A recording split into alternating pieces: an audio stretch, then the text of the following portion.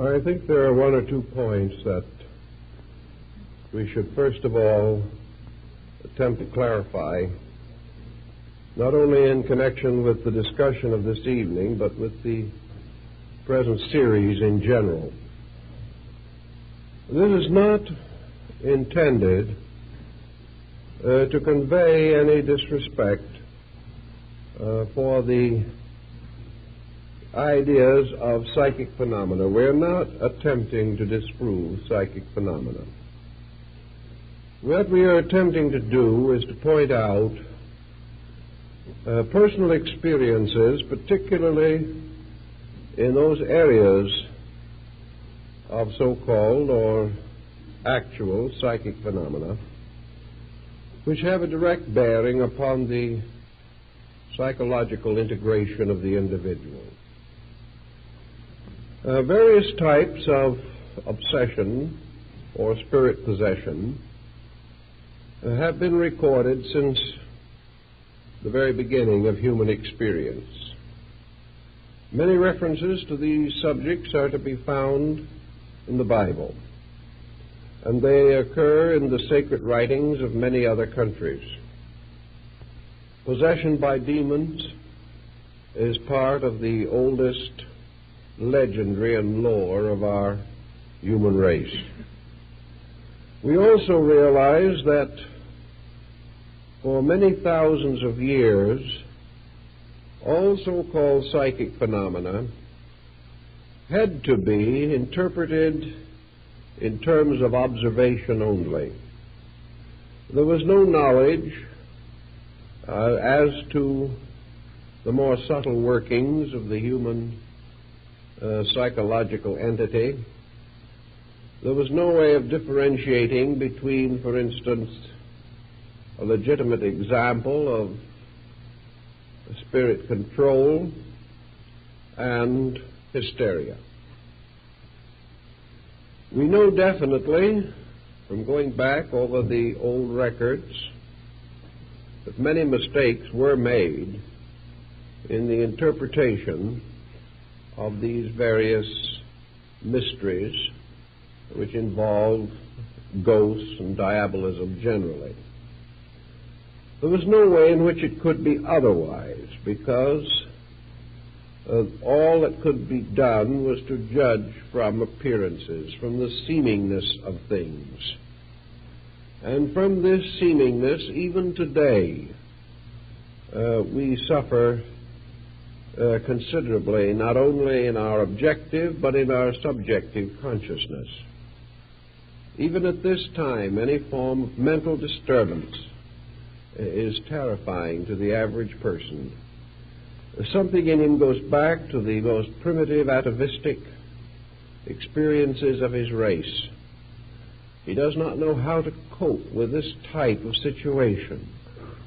Very often he has no clear concept of right attitude toward the mentally disturbed.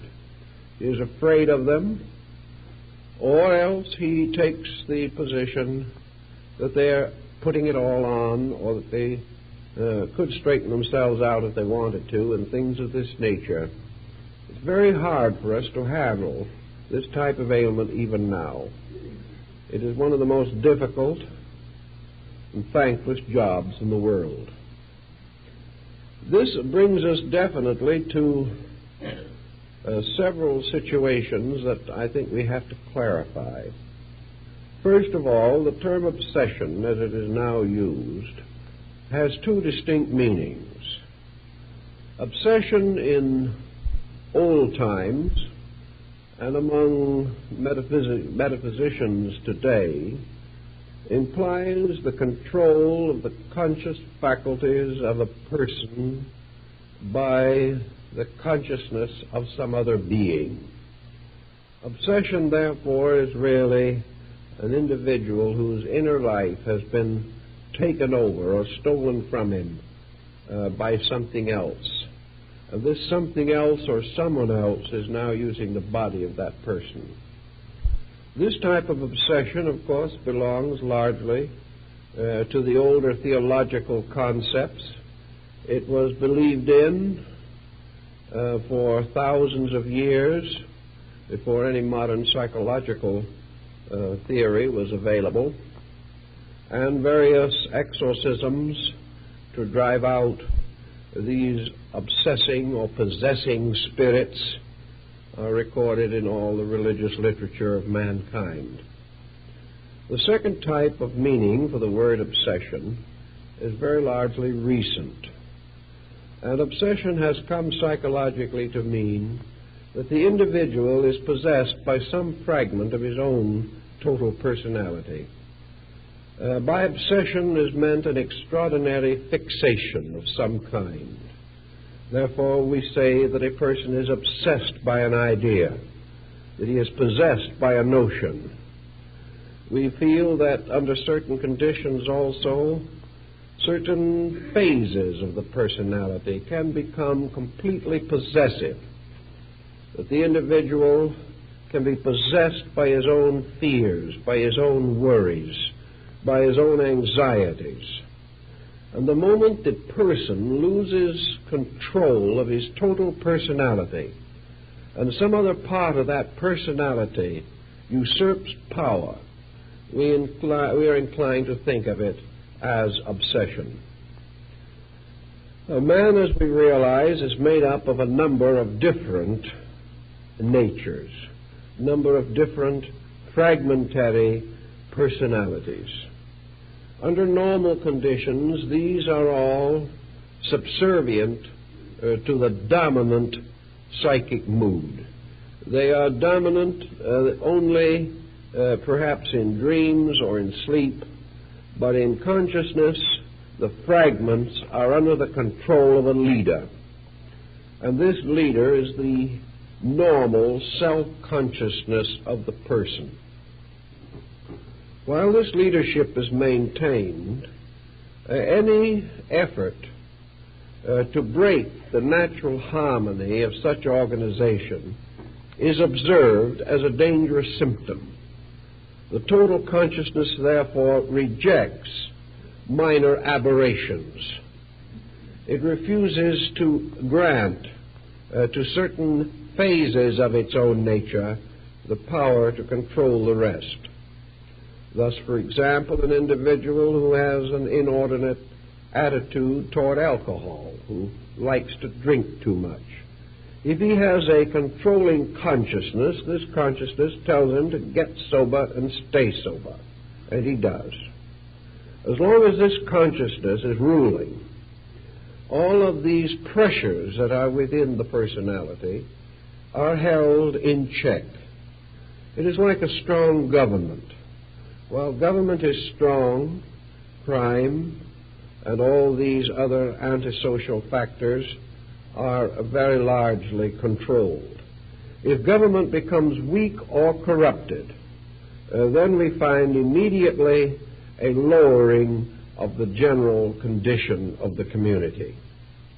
Now, one thing that is always noticeable, where weakness afflicts the central area of consciousness, that as a result there is always a lowering. The threshold drops. The individual who ceases to exercise his own consciousness is not benefited in any way by this loss of central control. It is very difficult to imagine a great nation that would be better if it had no laws. Actually, there are a few people to whom perhaps the absence of law would have very little effect upon living. But for the overwhelming majority, the moment legal defense was lowered, crime would increase. Now, it is the same in the case of the individual lowering the defenses of his own consciousness. He is never the better if the central conscious core loses control. Whatever fragments take over are always less than the total picture.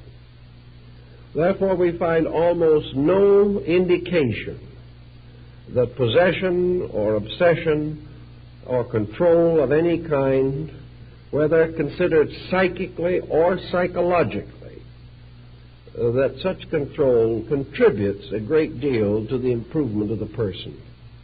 Usually something is weakened.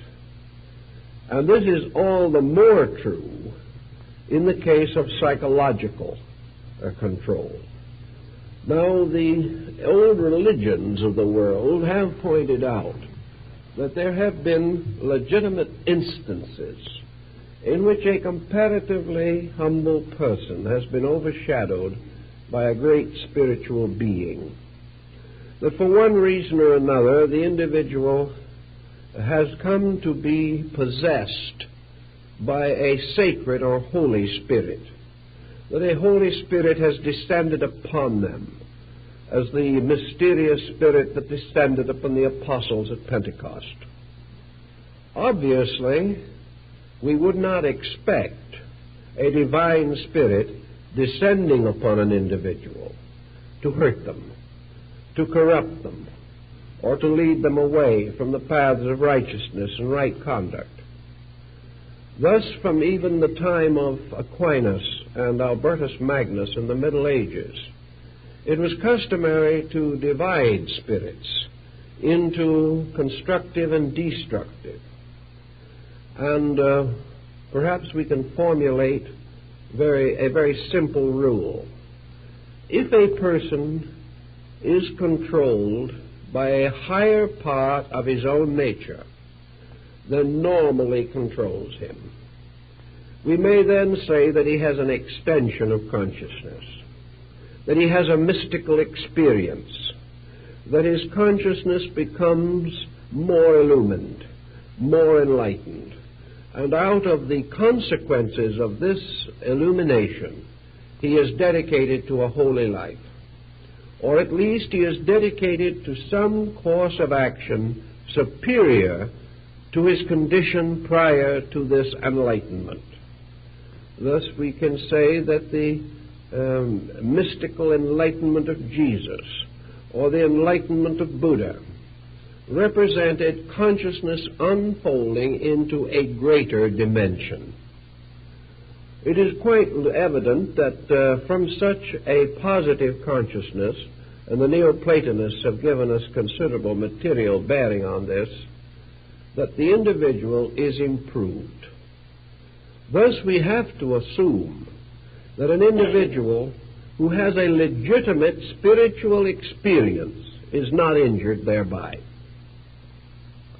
By converse circumstance, an individual who is injured by any kind of a metaphysical experience cannot regard this experience as constructive. If he is injured, then the circumstance is not good. If he is improved, then perhaps the circumstance is good. But he has to be very careful in measuring the degrees and conditions of his improvement. Improvement is not measured in a sense of self-satisfaction. Improvement is not a self-delusion due to a psychosis of some nature. The individual is not simply filled with wonderfulness and then slowly collapses. This sense of superiority, of the attainment of a greater or higher level, must always be measured in terms of a better adjusted life, that the person has a larger area of constructive, real living.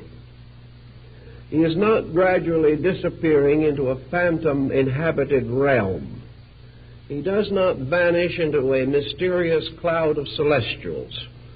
The truly enlightened person becomes a more useful, a more reasonable, a better self-disciplined, better integrated individual, with better attitudes toward every situation that can arise in life.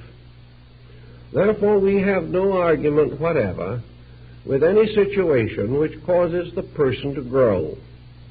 If it happens that he is perfectly convinced that this growth is due to possession by a superior entity, that is his business. if he regards it as the result of a deeper internal integration with his own consciousness, this is also according to his own conviction, and he should follow his conviction. The problem is a very simple one. By their works, so shall ye know them. But if in any problem of this nature that arises, we observe that the experiences are attended by deterioration, then we must question very greatly not only the nature of the experience, but the advisability of the continuance of any circumstance contributing to it. For instance, we have all kinds of funny things that happen. People who will come in and they'll say to me, I had the most wonderful spiritual experience a few nights ago. Will you explain it for me? Now, they're perfectly certain that if they tell me the story, I can explain it for them. And yet there's something strange about a spiritual experience which in no way helps the individual to explain it himself. Here is something that is to him a proof of enlargement of consciousness. But the enlargement of consciousness doesn't tell him anything about the meaning of what has happened to him. So we must check this one aside as being, at least, shall we say, doubtful. There is something unrealistic about it. The individual who becomes more and more spiritual without any increase in wisdom or insight, it's a little dangerous situation. It's something that we have to think about very carefully. Now, in the beginning, these situations perhaps are extremely borderline. But I'm reaching the place in life now where I have followed these various situations over periods of years. I have been able to see them work out in hundreds of cases. Therefore, perhaps I have a little better license to guess on these things than some other individuals who have had very limited or no experience. But this we say empirically, that the ancient divided all such psychic manifestations as spirit control, obsession, or possession into two grand classifications, one of which was possession by good spirits and the other by bad spirits. Good spirits worked good. Bad spirits worked evil. And we have to find out, if we can, what is meant by the fact that bad spirits do work evil. The first thing that you observe in most cases is that the individual coming under an obsessional or possessional condition begins to lower his threshold. This is one of the most common symptoms that we have. And the only answer immediately is that whatever it is, the situation is bad. This person is less a person than he was before. He may not do what I have seen some do, get down on the grass in front of his house and bark like a dog. But he may find that under the influence of these spirits, certain things happen.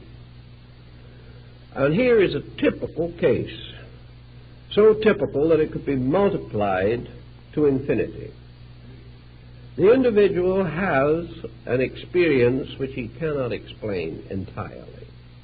This experience has arisen from any one of several causes. Nearly always there is a reasonably obvious cause. And one of the most common is that he has attempted to develop spiritual faculties in some way. He has joined some organization, he has read some book, he has done something whereby he wanted to develop some spiritual overtones in his nature. Sometimes if you ask him why he wanted to, the cat is out of the bag. Because you will find in most cases that his motives while good in the common sense of the word, were not good on the level of the thing he was trying to do. He might say, well, I've always been extremely shy, I've never adjusted well socially, I wanted to develop strength of personality. Well, we have courses on the subject. No one would regard this as especially bad, but I think that an individual who is having these kind of personality deficiencies should go somewhere where they can teach him to make friends and influence people. I don't think he should use religious means to achieve this end. I think he should just take any one of the number of courses for increasing charm that are available and leave the matter in the material world where it belongs. Another individual who is lonely or neurotic or has had a broken home, is unadjusted, reaches out into these mysterious zones for almost any one of a number of complicated motives. Most of these motives are not essentially the correct one. This individual does not want to become wiser simply that he may live better in the sense of his spiritual values. He does not want to become wiser for the one and total reason that he wants to dedicate his life to the service of other people.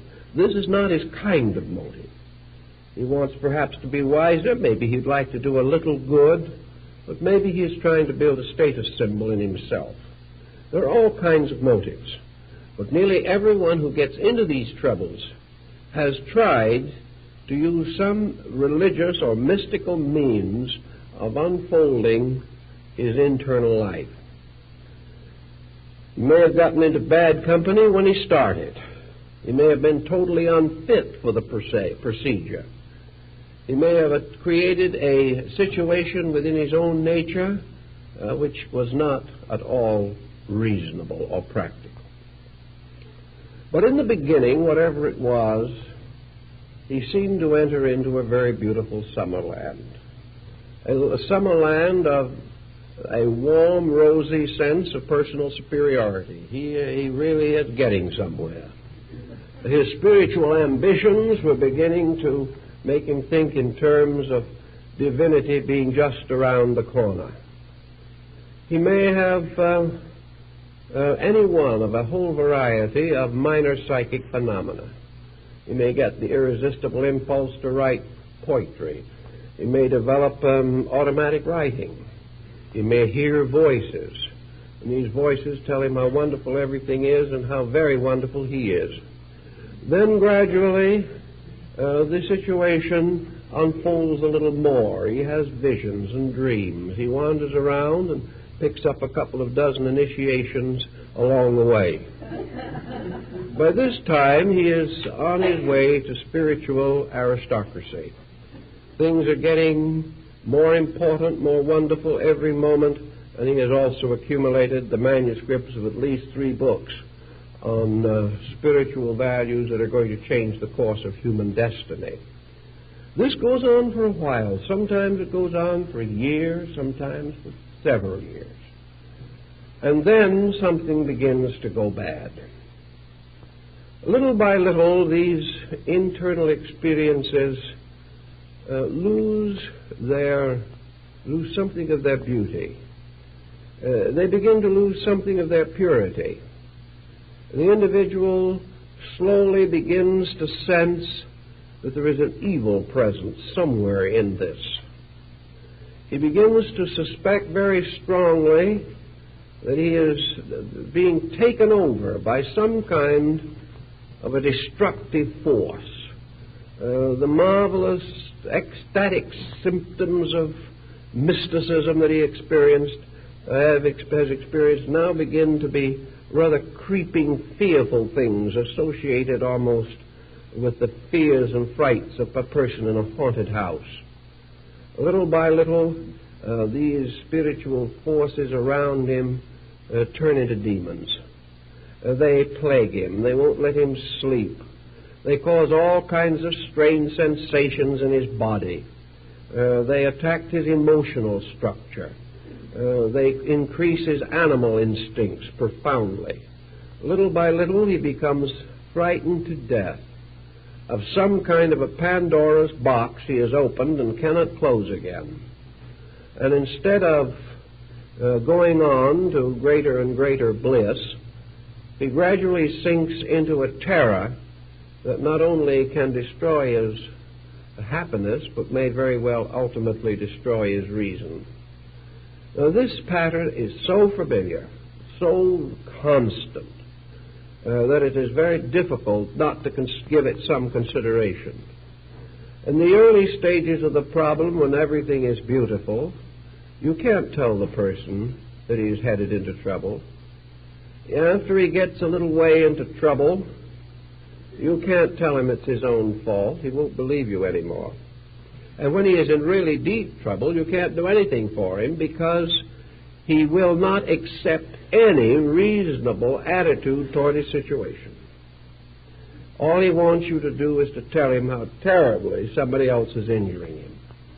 Now, in this procedure also, the individual, gradually sensing a rising tide of evil around him, who begins to sense these negative forces creeping in, whose sleep is disturbed, who has this sense of the presence of hatred and hateful things, begins to try to explain it.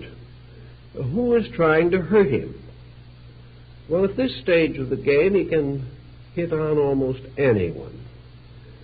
Sometimes these people turn on their very nearest and dearest friends, accusing them of every kind of psychic malpractice.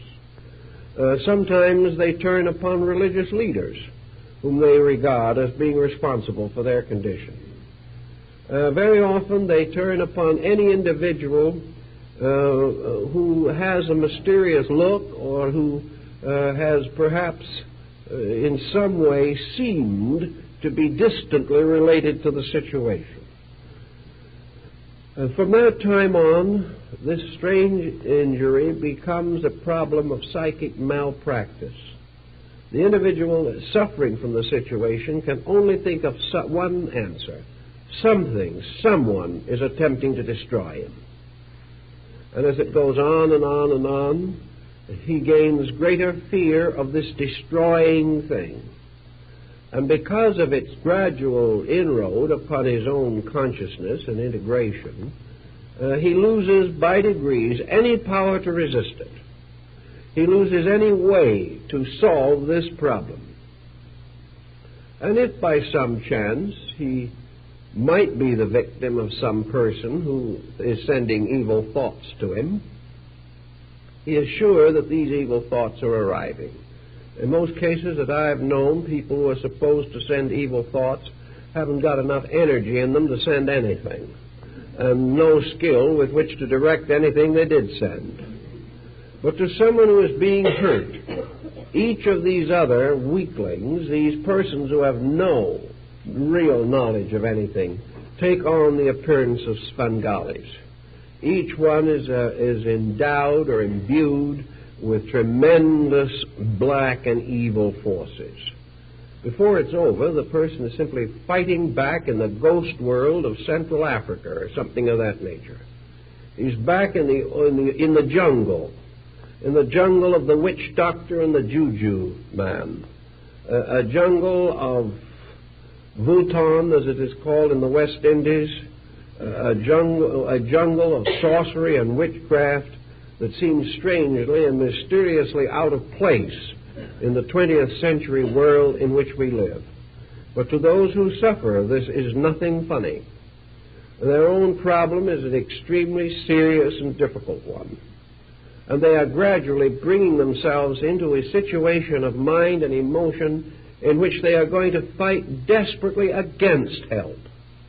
And as it becomes more and more obvious the situation that they are in, they become more and more like the truly mentally sick, who will accuse everyone who tries to help them of wanting to hurt them more. It is a very discouraging, confusing, difficult situation. It is because of this type of thing, which I have seen repeated so frequently, that I am slow to advise anyone to lift this lid of the Pandora's box. There seems to be very little that can come out of the box that is worth the danger associated with it. Individuals who have dabbled with these subjects have become founders of organizations and leaders of movements, and they have developed followings, and their followings are getting into trouble all the time. No one seems to know what the real facts are. Everyone is sure that they are living in a world of vampires and warlocks. They believe definitely in werewolves and werebats. And there is nothing in these legends of Dracula that they have not experienced in some way. Now, this isn't really a very happy state of affairs. It seems so desperately unnecessary. It would seem as though something within the individual should pick him out of this dilemma at an early date. Why he does not pick himself out of it perhaps is best understood when we analyze problems involving alcoholism and narcotic addiction.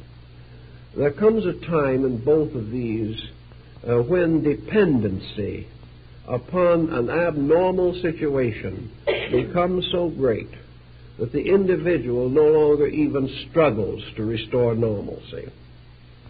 Also, if you have had many years of this type of situation, it is very hard to face it. It is hard to face the fact that you have deceived yourself or you have been deceived by others for perhaps the best part of a lifetime. People cannot face these emergencies. And especially when the entire emotional nature has already been seriously damaged by attitudes that were not right or not constructive. I doubt very much if psychology, as we know it today, can do very much for what might be termed advanced cases of this difficulty. Once the individual reaches an advanced stage, he fights all help, because the only thing he wants to prove is that he is right. He does not want to get well. He wants to prove that he is suffering because he has been terribly hurt, injured, or afflicted. It is far more important for him to be able to prove the presence of a demon than it is to get rid of the demon. It's hard to believe this, but there are so many people who just have to be right. And they would rather die than admit that they are not right. And in this area, if you will not admit that you are not right, you're very apt to die. And so in time, these cases disappear and others take their place, but the old mystery goes on. And while the area is comparatively limited, the difficulties within it can be extremely terrifying to those who are picked up in some such a situation. The only answers that we know or have for these problems are rather simple, and yet in many instances they are adequate. The first problem you have to find is some way of convincing the person in trouble that a trained outsider who knows this field and knows the situations thoroughly is more likely to be right than they are. Now, this is hard to do. One way upon which some have succeeded was by charging $50 an interview. Somehow we feel an individual must be terribly right if we have to pay him $50. We listen to him then. Even we don't agree with him, we listen to him, because it's costing us money. Well, this is one way in which sometimes you can create an attitude of respect. It isn't the best, but it's sometimes the only one there is. You cannot help these people unless you can, in some way, convince them that you know more about their problem than they do. Most of them will declare that this is impossible because they are living with the problem. Yet in many areas we know that there are patterns and plans of things which can be grasped or understood better by an outsider than a person who is involved in the situation. This is sometimes true of marriage counseling, where a third person can be very much more effective than the two who are deeply involved, either romantically or in controversy. It is also true that the average physician can give us some help in matters of dyspepsia, when perhaps we would not be able to correct the condition alone. From experience we gain certain knowledge, and from this knowledge we can help if the individual is willing to accept the help.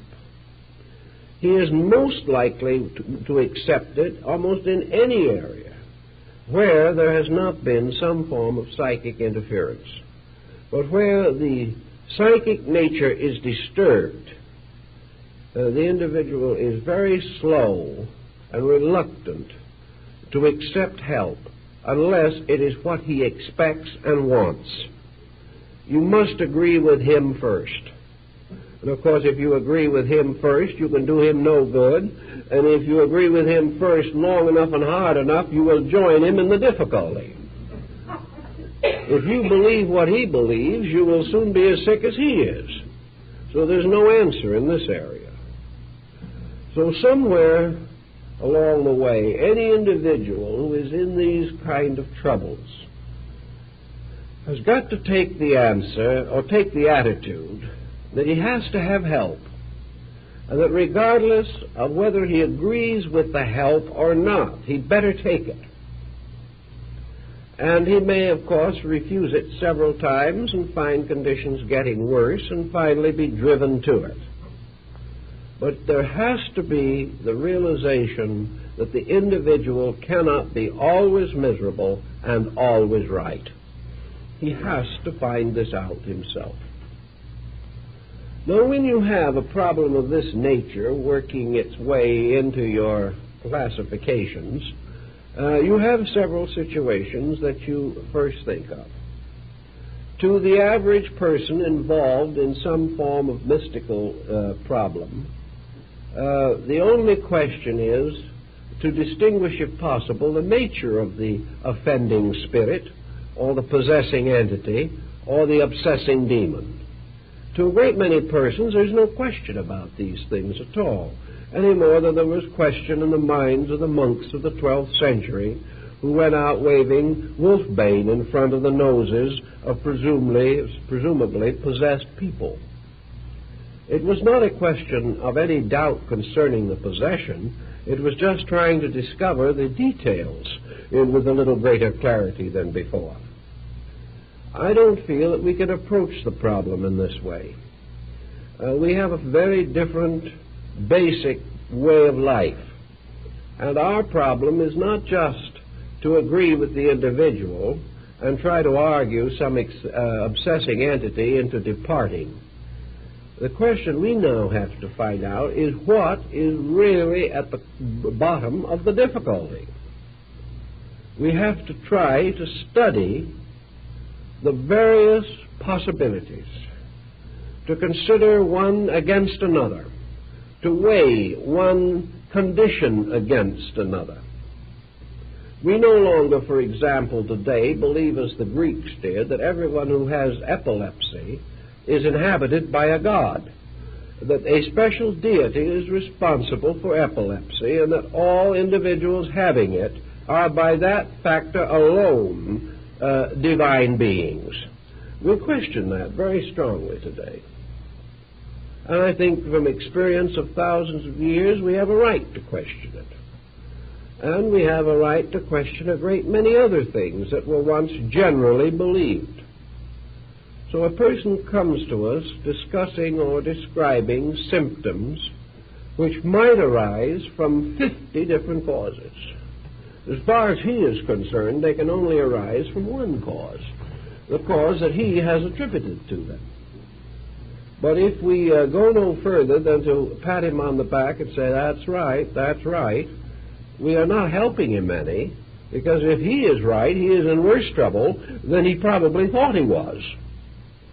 So we have to try to find out what causes strange and mysterious feelings within a person. What causes him to have the belief or feeling that mysterious creatures are crawling on him at night, presuming, of course, that he's sober? What would cause him to have such feelings? Well, why would he believe that something is blowing its breath in his ears, or whispering to him, or making his hair stand on end, or sending cold chills up and down his spine, or hot flashes up and down the front of him? What is causing these things? Why do his arms twitch? Why does he sense or feel that the bed is moving?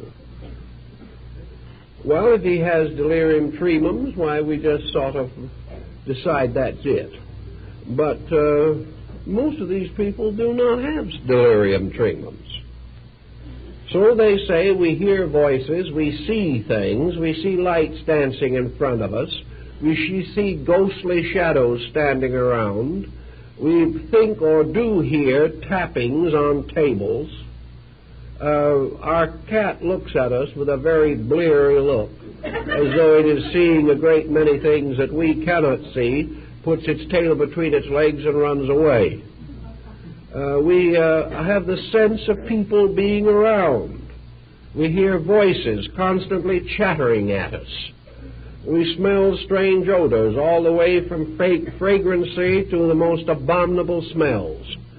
The house seems to shake. We've lost all our friends. The situation is well out of hand. Now, what is the cause of it?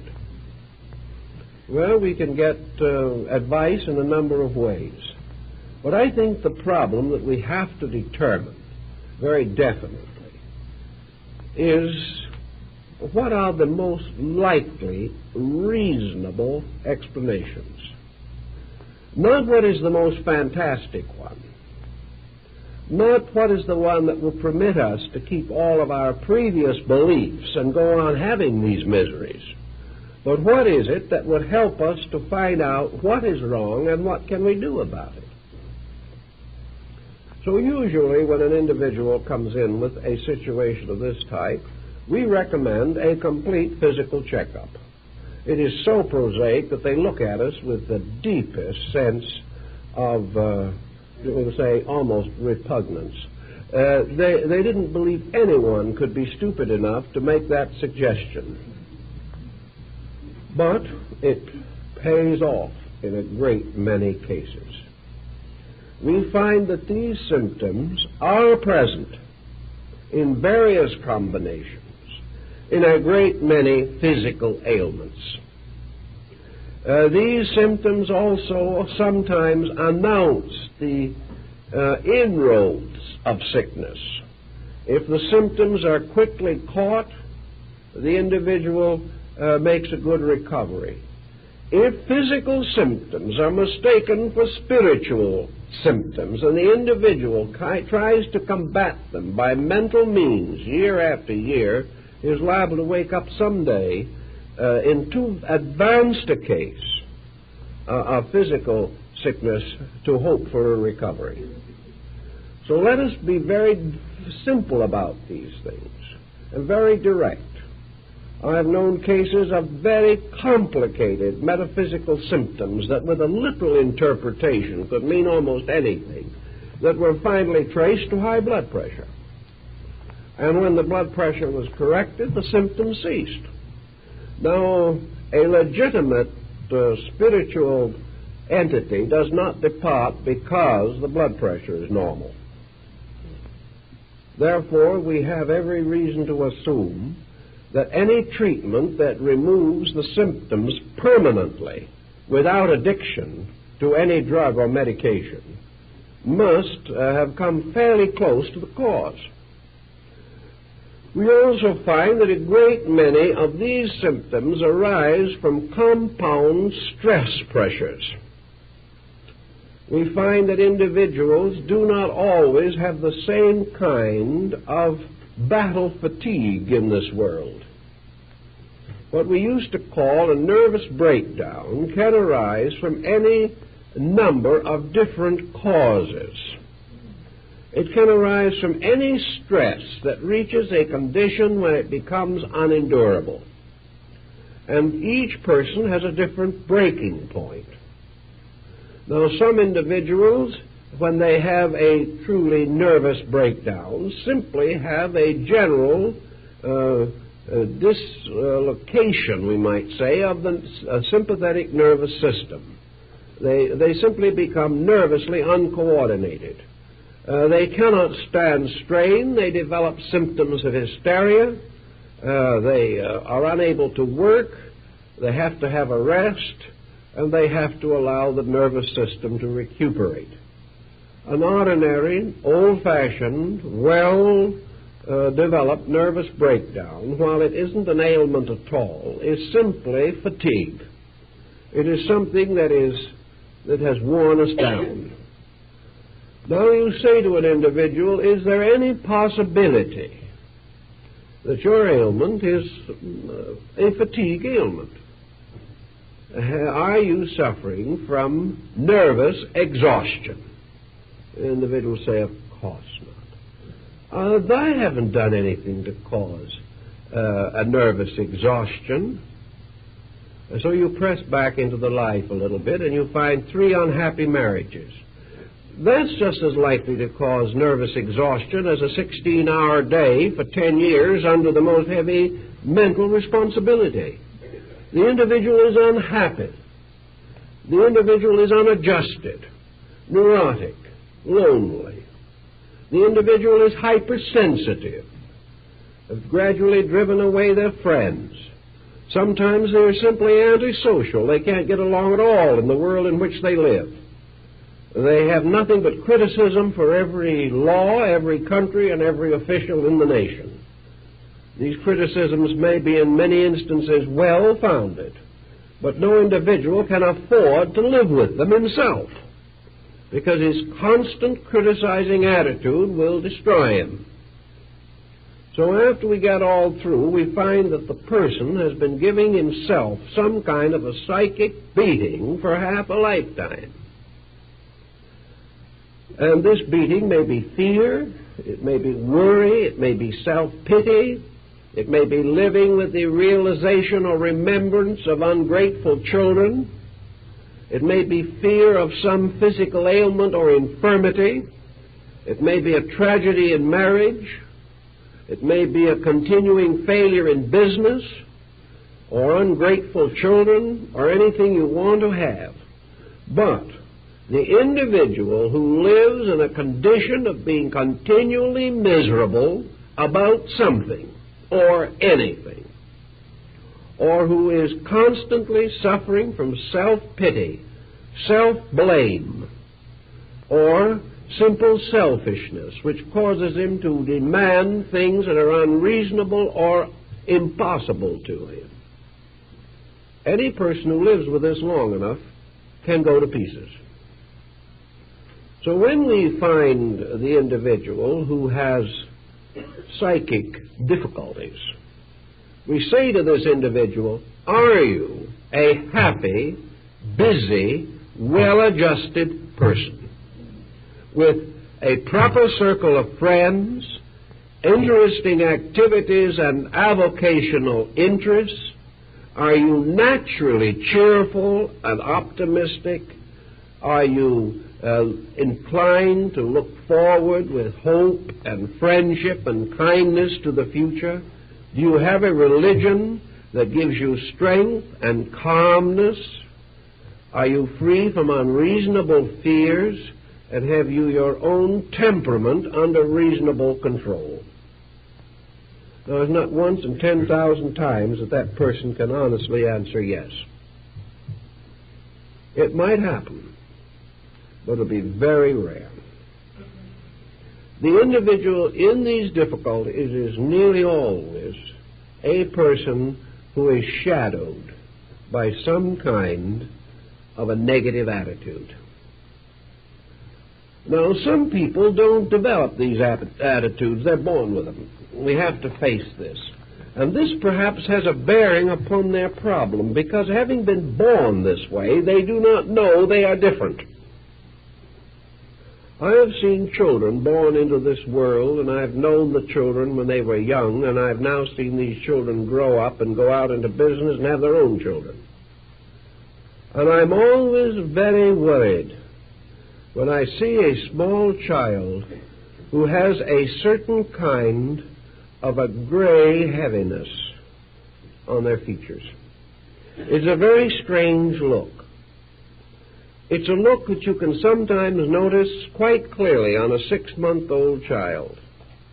It is a kind of, broodingness, a kind of sulkingness, a look in which the face and the eyes seem to be strangely shadowed, not by any color that you can really see, but as though the sun was under a cloud when it was shining on them. A kind of strange, heavy look. 9 times out of 10, these children will grow up to be extremely unadjusted people. They will fight their way through childhood. They will never be happy, no matter what you do for them. They will never be appreciative, no matter what you give them. They will misinterpret everything that you try to do or say. They will resent punishment even when it is needed. They will escape from discipline by every subterfuge imaginable. And usually, in an effort to get their own way, they develop early in life the habit of the tantrum. The tantrum being this emotional outburst, which is at first a theatrical production on the part of the child simply to discomfort the parent and to get its own way, because the parent just doesn't want to live through this type of thing. And if the child gets away with it a few times, the tantrum becomes the basis of hysteria. And from that time on, in every emergency of life, the individual will slip into an hysterical condition. As time goes on, this hysteria closes in. Wherever we have, therefore, any of these severe temperamental pressures, we have an individual who can gradually create a variety of reactions from within himself which he cannot understand. Hysteria is a mysterious term. In the mid-Victorian period, an individual who was hysterical was usually a young lady who proceeded to faint in somebody's arms. This was about all the world knew about hysteria. Today we know that hysteria is not the same thing as an hysterical spell. The individual who faints gracefully in somebody's arms is in no danger at all, because they've decided where they were going to land before they fell. The problem today is the hysteria that breaks through, often a rather strong, perhaps overly disciplined personality. And breaking through may assume a group of different phenomenal aspects. We have hysterical blindness, in which the individual is factually and actually blind, but there is nothing wrong with their eyes. We have an hysterical diabetes, in which blood sugar will run very high to a dangerous point and can be fatal, but the individual does not actually have diabetes. We can have hysterical deafness, and people have had it for 20 years. We can have hysterical paralysis, in which the individual can be held to a wheelchair for half a lifetime. And occasionally we have these so-called recorded miracles, in which a person apparently suffering from some one of these incurable ailments, which cannot be otherwise diagnosed by even the average specialist in the field, has what might be termed a miraculous recovery. He miraculously got over something he never had. But hysteria gave him all of the symptoms of that ailment. Now, if hysteria can cause you to be palsied for 20 years, or can prevent you from being able to get out of a wheelchair for half a lifetime. We realize that hysteria can not only affect the physical body, but the entire psychic integration. The individual under hysteria may have practically any type of delusion. The individual under hysteria can hypnotize himself. And under auto-hypnosis, you can see and hear and talk to things which have been created out of your own mind, just as certainly as under a professional hypnotist, you can assume that the living room rug is a river and take off your shoes and socks and try to wade across it. You can have visual phenomena. And to the average person, that which he sees has to be true. That is part of his philosophy of life. Therefore, when this type of thing takes on some psychical overtone, it never occurs to him to doubt it. You cannot tell him that he didn't see the ghost, because he did see it. And all the effort in the world to try to convince him of the real facts are meaningless, because he is making a basic mistake. He is forgetting the power of his own consciousness to force visualization. He is forgetting the fact that by the process of auto-hypnosis, he can see anything that he demands to see. He can hear anything. He can just as easily perform a ream of automatic writing. He can, by auto-hypnosis, produce any kind of auditory phenomena. He can also hear all kinds of voices, and he can create by this auto-hypnosis a continuing condition in which, by restating the hypnosis, just as in ordinary examples, he can continue to perpetuate the same general type of experiences over a lifetime. Now, why should he want to? He doesn't. Auto-hypnosis in this case is nothing but the gradual building up of an attitude until it takes over dominion of the life. The individual is therefore now psychologically obsessed. He is obsessed by a belief. He is obsessed by, for instance, by a common situation that we hear frequently referred to. The individual says, "I've always been unhappy. It seems as though everything I ever tried to do went wrong." This is a good start for an obsession, because the individual, by continuing to repeat this, will gradually create a condition in which he will reduce the probabilities of anything good happening to him, and will in time, if the condition continues to close around him, create morbid fatalities and tragedies which will take on miraculous or metaphysical implications. He will finally really believe that some evil spirit is persecuting him. So we come back to the original problem. Is the person who is in trouble a really well-integrated person in himself? If he isn't, this is one of his difficulties. The next problem that frequently presents itself is a religious one. What is the religious conviction of the individual who gets into these difficulties? The answer usually has to be one of two.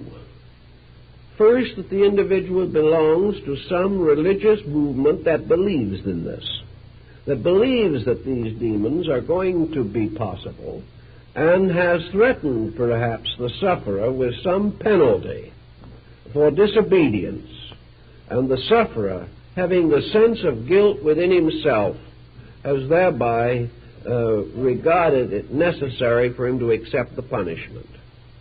The second type of person most likely to be in trouble is the one religiously bewildered, who has no firm foundations, who has no clear concept of religious values, and has really no interest in trying to understand the basic philosophies of life upon which a strong, well-oriented character can be built. We do not find many good students of philosophy and related matters in this kind of trouble. We find people who have not thought too clearly, and therefore to whom anything may be true. If they have been deeply thoughtful and have put the universe in order under a pattern of laws, they have then immediately asked themselves, what have I done that is wrong when I get into trouble? But where they are not so well integrated, their first question is, who is hurting me when I don't deserve it? So the problem of trying to understand whether we deserve certain experiences or not comes under the philosophical aspect of the problem.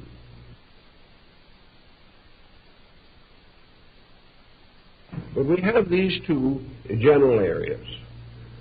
The third situation that sometimes has to be taken into very definite consideration is a present continuing adversity by which the individual has reached a point of internal despair. If the individual is living in a factual situation for which there is no apparent remedy, if he is bound to conditions which are hopeless, if he senses or sees no probability of future improvement, if life to him means only the continuance of a situation in which life is not worth living, then this individual begins to seek desperate methods of escape. And this desperate escape mechanism may cause him to develop unreasonable, negative fears, because his own nature is basically fear-ridden. Now, when we come to the next pattern of the situation, we go into other things that might have some effect upon the person's life as a psychic entity. Man is very much the product of his own nutrition, just as surely as his mental life is the result. So his physical life, which includes the manifestation of his mental and emotional patterns, may very well be heavily influenced by the way it is fed. I think there is no doubt in the world that the unusual increase in various forms of psychic and psychological difficulties can be in part at least attributed to the excessive abuse of medications and a definite failure of right nutritional patterns. If the individual is improperly nourished, he is uncomfortable, and discomfort is the beginning of misery, and misery spreads. The individual who is physically uncomfortable or is physically without adequate supporting energy is a natural possibility for psychic depression. If his energies do not maintain him, if he doesn't get up in the morning feeling like facing the day with a good hope, if he has to crawl around hour after hour half dead, it is very easy for him to fall into negative mental and emotional patterns. If this goes on long enough and he has recourse to stimulants to get a day's work done, he is on his way to further trouble. Therefore, I have observed that in a great many cases, people suffering from various psychic and psychological disturbances are suffering from malnutrition or from various faulty types of nutrition. We have to realize that in order to maintain the relationship between the mental, emotional structure and the physical nervous system, the machinery has to be in reasonable functioning order. If you have a beautiful television set and a bad tube in it, the pattern, the program will never come through distinctly. you will have distortion.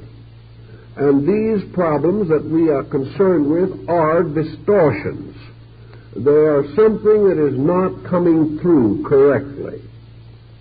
So we must begin to take consideration of these possibilities. There are all kinds of circumstances that can lead to an upset in the biochemical balance of the human body. If this is badly unbalanced, we will have mental and emotional symptoms as inevitable results. One problem that we can have, for example, is through over-medication, that we have unbalanced the natural aptitudes and functions of the organs or the various chemical processes of the body. We can open ourselves to one kind of sickness while taking medications against another. We also know that we are all subject to adulterated foods and various substitutions within our food patterns. We know that we are not able to be sure that poisonous materials are not present in at least small degrees in many food products as preservatives, and that gradually we may be undermining our health in the vain process of trying to keep alive. Now, probably the system will handle a certain amount of this abuse with fair ease. And if the nature is otherwise well integrated, the person may have an occasional spell of low vitality, but he'll snap out of it. If, however, the nature is at the same time naturally neurotic, and its energy resources are depressed, it is more and more easy to fall into holes in the dark. And these holes in the dark nearly always develop some kind of psychosomatic symbols. These holes in the dark never simply speak to us with some ghostly voice and say, "You're short on calcium." We never get this kind of a situation. What we have is the same hollow voice warning us that some neighbor of ours is working witchcraft on us. Our minds never seem to run to the subjective statement of reasonable things. They always get a little strange when they don't feel good. And this danger is so common in symptomology that any physician knows all about it and has encountered it countless times. In cases where proper remedies cleared it up and there could be no correction, no doubt as to the correctness of his diagnosis. So we have this type of thing to consider. We have the problem of exercise, the proper maintenance of the body. We have the problem of carbon monoxide, of various sterilizers in the water system of a city. We have every type of thing you can think of, fighting with our health and our survival. Not necessarily killing us, that would be rather too simple. Rather letting us suffer for a long time, in a state of being about 2/3 alive and 1/3 dead. Now, the 1/3 that is dead, however, will never lie down. That 1/3 will haunt the other 2/3 as long as we live. Then when we get a little further along in this problem, I've noticed a number of other problems that have come along that are interesting. Just as surely as we have physical allergies, we have psychic allergy. Some individuals cannot wear wool without breaking out as though they had strawberry rash. Another individual cannot stand a certain type of house paint. He breaks out with a rash that looks as though he had been rolling around in a bed of poison ivy. All kinds of allergies arise in the personal life. Now, we all also have psychic allergies. We all of us have certain things which psychically or psychologically we particularly resent. When we get too close to these things or they move in upon us, we promptly get sick. We rebel against them. And just as certain types of poison can cause convulsion, so we can have a very definite psychic convulsion if we are exposed long enough to certain psychic pressures. Which pressures they are in each individual we can only learn as we learn what allergies may be from a great deal of testing. But it is perfectly possible for an individual, otherwise quite happy and contented, to have powerful psychic antipathies to people, powerful psychic affinities to undesirable circumstances or characteristics, or to be in a position or condition to be made sick by the repetition of an event. All this type of thing may have its bearing on the psychic integration of the person. We could go on to a great many other different problems. For instance, defect in hearing, or defect in vision, or the injury to any of the sensory perceptions, or a basic permanent injury to some part of the nervous system, or an old chronic accident. These can all give trouble. Then there's another thing that can give so much trouble that we almost think that it represents one of the primary curses of the human race, and that is poor elimination. Poor elimination is responsible for more pseudo-yogi experiences than any single cause.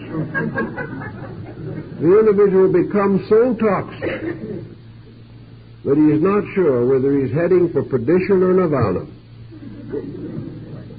He can have everything that would normally be associated with narcotic or alcoholic intoxication. And neither the narcotic addict nor the alcoholic very often sees anything nice. He always sees hurtful, dangerous, evil things, slimy things, things that seem to rise from some strange lower world, not things that are beautiful and fine and noble, simply because the psychic integration will not permit him to live on a level of alcoholism and at the same time of the capacity to experience subjectively beautiful experiences. It's just not possible within the gamut of the human framework that such things should occur. Then we do have the lurking possibility, always, of course, of genuine mental disease. We have the possibility that the individual is sick, sicker than he realizes. But this, in most cases, is not essentially true. I have seen a great many cases in which the patient would certainly have been regarded as an advanced mental case by any normal mental specialist who did get himself out of his condition well, and did pull out and make an excellent recovery without medical help at all, simply because it is almost impossible today to detect the difference between a pseudo-ailment and a genuine expression of the same situation. So in most cases, I would feel that the danger of a serious mental situation does not develop unless the situation now existing has been allowed to endure for a great many years without any effort to correct it, without any willingness to impose self-discipline upon emotions or upon mental attitudes. The individual who simply takes the bit in his teeth and determines to do exactly as he pleases regardless of everything is always a potential psychotic. But where intentions have been good, where the ailments are comparatively mild, and where the difficulty, though real, is regarded with a certain amount of common sense and sincere desire to improve or correct, we do not have too much serious mental difficulty. It is most often a situation of excessive bewilderment, a condition in which the person is unable to orient his own attitudes. Another point that we do find now is that's coming a little more into prevalence, and we have to watch it, is malnutrition due to excessive dieting and diet fads. Now, while there is much to point out the importance of certain reasonable diets, unreasonable dieting likely to reduce the vitality of the individual, or making promises of providing adequate vitality, which promises are not kept when the individual takes the dosage recommended, or the person who becomes fad-ridden on the subject is very likely to lower his vitality. And if he does lower his vitality, we have to realize that malnutrition is one of the basic factors in the stimulation of psychic symptoms. The individual who is most likely to get into psychic difficulties is not essentially very healthy to start with, physically. Sometimes they are overweight. This is quite common of psychics. Overweight due to lymphatic and glandular imbalance. Sometimes they have debility due to failure to take in the food materials, which are the first line of defense against psychic pressure. And these are the foods that the dieter is most inclined to avoid: carbohydrates and proteins. We are now, of course, inclined to favor a high-protein diet. But the carbohydrates are the ones that keep the individual with his feet very much physically on the ground. Now, he cannot always take them in excess, but where he cuts them too low, where he takes them entirely out of his diet, or tries to get along with almost none of them, he is almost certain to create greater activity of the pituitary, and when he does this, he is more inclined to have visions or hallucinational experiences. So that when we get someone who's in trouble, we try to check some of these things to find out whether the difficulty arises from some basic mistake that the person is making. If we find that this physical situation does exist, then it is obviously the first area in which correction should be made. The individual, incidentally, who will not correct these simple physical situations, if they are found to be present, is a very poor candidate for any psychological correction. If he will not do the common simple things that other people in all areas of life have learned to do, it is very difficult to convince him to do any extraordinary things. And here's where, of course, the old magicians wage their strange magic warfare of their own. And it's a complicated and curious world, and it leads to all kinds of deceits and difficulties. But our ancestors long ago began to be rather shrewd about these things. They said to themselves, let's assume for a moment that this individual is frightening himself to death. We can send him to the priest or the philosopher who will counsel him. We can send him to the doctor who will warn him. But this individual has reached a state of fear hysteria in which he simply won't listen.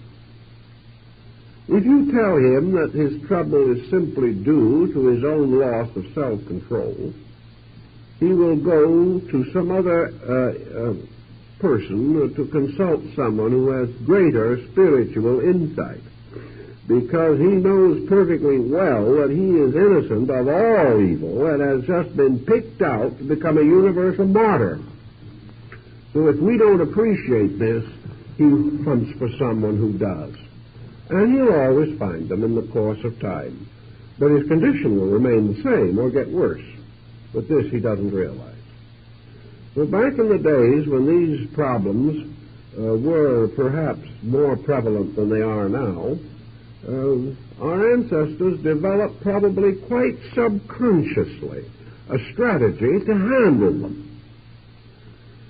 The individual who was the victim of his own fear evidently was quite an impressionable soul. He was easily impressed by something, even if it was only fear. Therefore, you could use his own impressionability to create a new attitude. So the remedy consisted of giving him another magical factor which would give him self-confidence. You sort of used one remedy against another. If you found the person was suffering as the result of frightening himself out of his wits, you then gave him a sort of courage potion that would make him believe that he was master of all he surveyed. Now, this courage potion could be most anything. It could be an amulet that he wore on his hand or around his neck, which made him very certain that while he wore this amulet that had been blessed and had been properly consecrated for the purpose, that none of these spooks could get near him. And, of course, if he was devout and the amulet had sufficient authority back of it, he probably didn't have any more trouble. He had changed his own basic thinking. The same problem very largely applies when we're trying to get people today out of moral difficulties. If we can cause these people to believe that there is a moral force in nature which can help them, which is stronger than their own moral weakness, if through prayer or meditation or concentration or through some simple religious exercise, these people come to believe that they have available to them some source of good that is greater than themselves, they then develop a kind of new courage, a courage that may be stronger than the fear that hurt them before. This gives them a new look at life, a new point of view. They suddenly say to themselves, I can control this situation. I can master it. I am bigger than the situation. And if they would repeat that inwardly, in themselves, and come to really believe it, they can break down the counter-suggestion that is causing the trouble. So we have here a battle of suggestions. We have an effort to substitute a constructive attitude for a destructive one. And that is the way that most ancient peoples fought out this particular difficulty. And they found that the most useful agencies in accomplishing these ends were religion, which gave the individual a faith in God, philosophy, which gave an individual a faith in truth, or a faith in right, and in some attitudes or some areas, science, which gave him a faith in skill, or the ability of the physician to bring about the cure. Even today, many rural doctors have found there is no medication equal to a bread pill. Today, however, they don't use bread so much. Cornstarch is the favorite in capsules. And if the capsule is large and hard to swallow, it is much more efficacious. But these people realize that, many doctors realize that the patient is frightened. Frightened not because they are really sick, but because of some strange symptom. Perhaps they have bought the old almanac and have found that They have all the ailments that are threatened in the almanac. So the doctor gives them the universal cure-all, and they feel better very, very rapidly. Of course, we also had in the old days a number of most efficacious tonics that were used by the farming people very extensively. We don't know too much about the more subtle ingredients of the tonic, but there's no doubt that the 18% alcohol was beneficial. The individual certainly was cheered by this addition to his diet, and it was possible for respectable teetotalers to use it because it was a medicine. So whatever changes these attitudes often breaks up problems. But unfortunately, we can't always depend even upon this type of situation for help. We have the person who really or psychologically, however we want to view it, is in trouble. He is in trouble to the point that it seems as though there is no easy way out for him.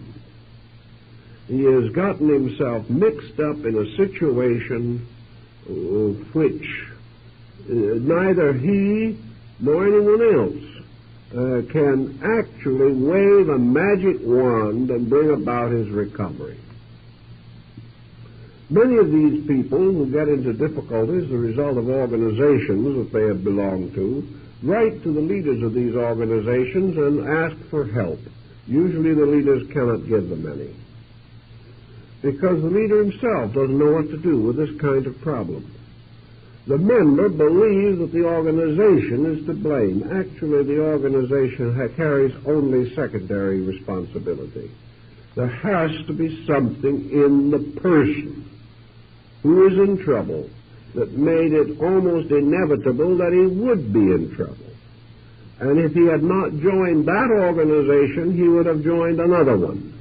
And if he had joined no organization, he would have still had a nervous breakdown from the pressures of his own personality. So the individual who is really in serious trouble, but still sufficiently integrated to realize that he is in serious trouble, has to face a rather long and thorough process of rehabilitation. He has to recover just exactly as a narcotics addict has to recover. He has to do it the slow, hard way. And he should have a certain amount of directive. But if he is not willing to follow directive, there is no power in the world that can force him to do so. So presuming that we have one of two situations, which as far as their treatment is concerned, is the same for both. Suppose we want to say now that the individual is suffering from some form of a possessing or obsessing entity, and that in this case we wish to affirm that this entity is a psychic entity, and therefore that the individual is actually what he thinks he is, or what his symptoms might cause others to believe that he is, namely possessed by a being apart from himself. Let's assume that this is one possibility. Or let us assume as a second parallel possibility that this so-called possession or obsession is a pressure area of his own nature which has taken over the dominion of his life and refuses to relinquish its leadership so that the direct, integrated consciousness itself can resume its proper relationship to the rest of the personality. In other words, that the obsession or possession is either psychic or psychological.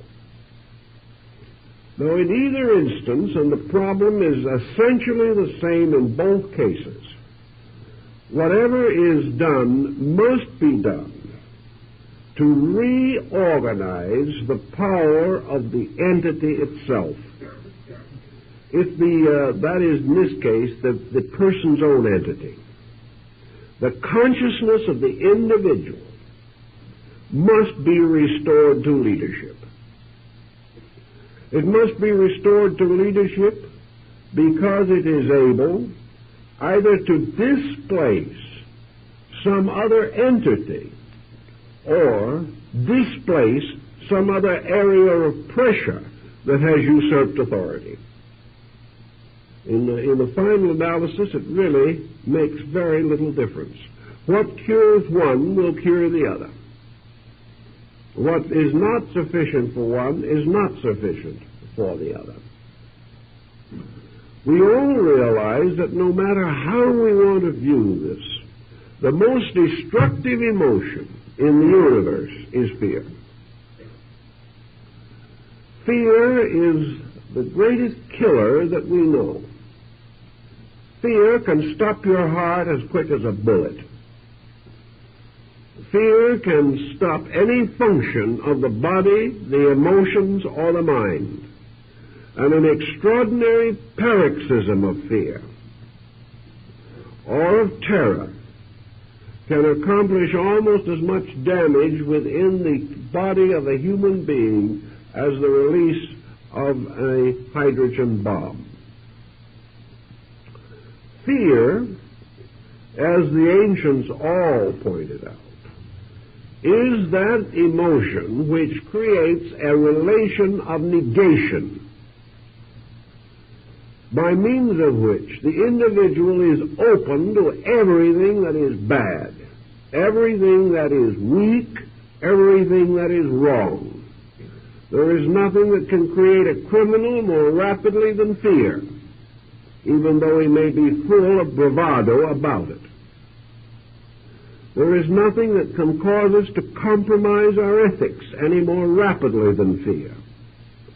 There is nothing that can destroy our integration, our orientation in life more rapidly than fear. And according to most psychics who have explored the invisible constitution of man, fear destroys all the natural defense mechanisms of the magnetic field against the possibilities of obsession, the possibilities of infection by bacterial organisms, or the possibilities of contagion. And these fear motives also destroy the power of the body to take in energy by closing, compressing the various channels through which vitality can reach the body. Therefore, fear completely enervates in time. It leads to all kinds of desperate actions and usually causes the individual to multiply his karma many-fold very quickly. If, therefore, a person is fearful, he becomes wide open to every negative factor of life, the universe around him, and the pressures of his own personality within him. Fear lowers his defenses and his resistances. And when anything becomes the object of fear, the individual who is frightened is defeated then and there. Consequently, fear will help to intensify any type of psychotic situation. As surely as fear is the great destroyer, as we have mentioned, faith is the universal medicine. So fear is the poison and faith is the remedy for nearly every situation that can arise. If the individual wishes to assume that he is the victim of an obsessing being of some kind, the only possible way of outwitting this situation is to remove the importance of it as a psychic factor in the integration of the person. If he will not be afraid, if he simply declines to fear, no negative factor can get very close to him. And any factor negative that is close to him can no longer achieve any particular effect. And we may assume that nothing in nature will remain indefinitely engaged in a profitless undertaking. The moment the individual ceases to be afraid, he mends the tears in his own magnetic field. Fear opens the solar plexus, and whatever mysterious negative forces we believe to exist outside of us, the solar plexus becomes the mirror of death. These forces move in through the opening of the negative areas of life. Everything that is evil is essentially negative. Everything that is destructive is negative, because negativity is destruction. Everything that tears down is negative. And everything that supports negation increases and enlarges it. A person who is negative is in trouble. But if to this negation is added jealousy, we have a double negative, and the individual is in more trouble. If his natural negation plus the jealousy increases worry, he has three negative factors. If later, in addition to worry, comes criticism or some form of hate, we have more negative factors. So everything that is wrong builds up negatives. And when the individual has enough negatives, he falls apart. When he has enough negative situations, the individual himself ceases. The individual who is nothing but a mass of worries, fears, anxieties, neuroses, selfish pressures, self-interest, self-centeredness, all of these negative things, when there is nothing but this type of thing functioning in the individual's life, or at least these hopelessly overbalance every other consideration, the individual simply ceases to be an individual. After John Doe has enough of this negation built up in him, he simply isn't John Doe any longer. He is simply a hole in a psychological darkness. And you can call him John Doe if you want to, but his real name is negation. And the real name of the devil in ancient times was also negation. So this negative situation means that the person has voluntarily relinquished the leadership on his own life. He has turned it over to his anxieties, to his doubts, to his timidities, his uncertainties, and to a large degree his natural orneriness. He has found, or to his own satisfaction, that he'd much rather be angry than be healthy. Only he doesn't make the comparison. But as by degrees he relinquishes his integrity center, he simply ceases. Now there is an old saying that some ancient scientist is credited with, to the effect that nature abhors a vacuum. When the individual has made a first-class vacuum out of himself, so that he's nothing but a mysterious whirl of darkness surrounded by trouble, this individual may then be said to be in a condition suitable to be obsessed by anything that comes along is stronger than he is. He could be obsessed by the ego or the libido of an insect. Because at least an insect in its short life has some purpose. It is fulfilling its destiny. But this person is no longer fulfilling any destiny, simply a derelict, a drifting ship waiting to be salvaged by something. No, this isn't the way the person feels about it, but these are the gloomy facts that the third person has to take into consideration. If we assume that the negative person is apt to be obsessed by some other entity, it is easy to understand why such an individual would be obsessed. And it is also very easy to understand that anything that would obsess such a person has to be pretty no count itself. Because no entity of great value, power, and insight is going to obsess an integration that is so negative and so worthless that nothing good can be expected from it. And what happens?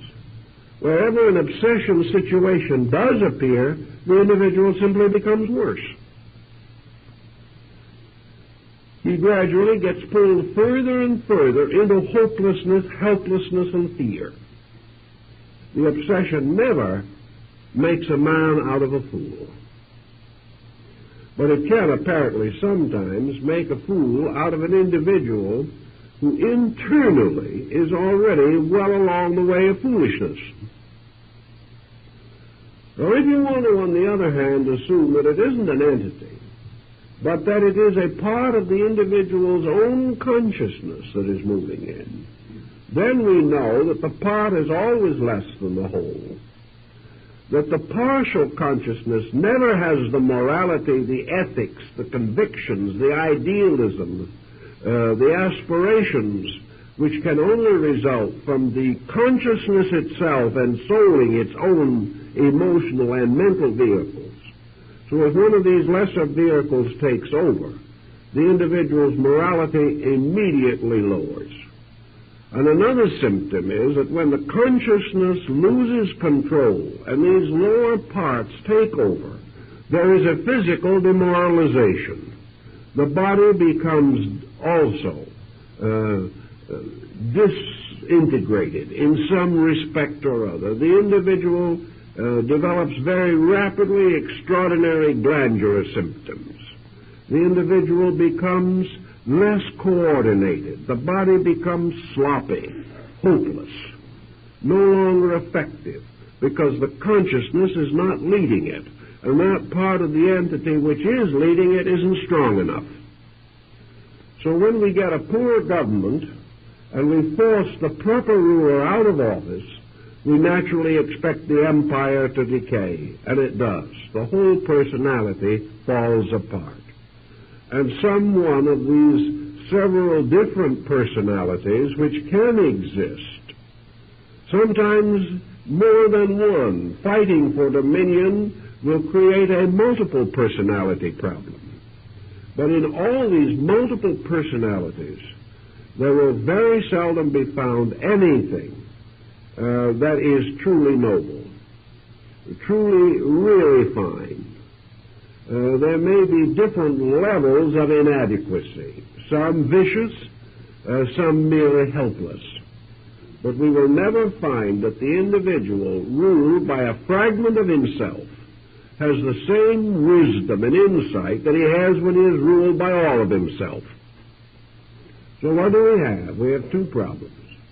Either the individual is ruled by something else which can never rule him properly, because it wasn't created for that purpose, or he is ruled by part of himself which cannot rule properly because it does not possess the total insight necessary for leadership. Wherever this kind of condition occurs, there is only one possible answer. The controlling power must be restored. That which is the self in the individual must be again seated on the seat of authority. And this cannot generally be accomplished without some real, sincere, continuing personal effort. The individual who is weak cannot become strong unless he exercises his powers and faculties and builds strength. He cannot have the wisdom to restore himself unless he becomes basically wiser than the situation in which he is involved.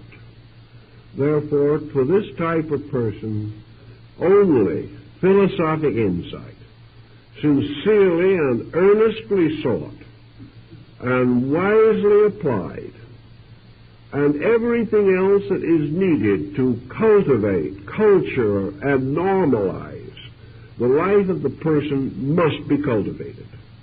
The individual must be lifted out of every negative pattern and brought back into self-respect, self-discipline, and reasonable coordination.